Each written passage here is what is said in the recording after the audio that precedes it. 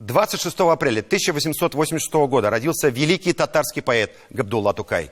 Именно его считают родоначальником современного татарского языка и татарской литературы. Поэтому весьма символично, что день рождения Тукая в Татарстане – это день родного языка. Для всего татарского мира этот праздник имеет огромное значение. Именно в этот день особенно хочется выразить свое чувство гордости за красоту родного языка через гениальные стихи нашего Тукая, который писал: «Я днем и ночью думаю, мой народ, о тебе». Сейчас стало модно проводить поэтические флешмобы. Но это слово «флешмоб» для нас слишком чужды.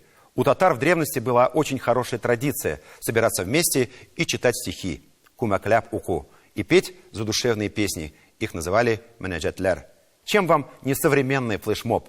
По-моему, наши предки были намного мудрее, и флешмобы придумали задолго до того, как они стали популярными. Все выпуски программы «7 дней» смотрите на YouTube-канале ТНВ.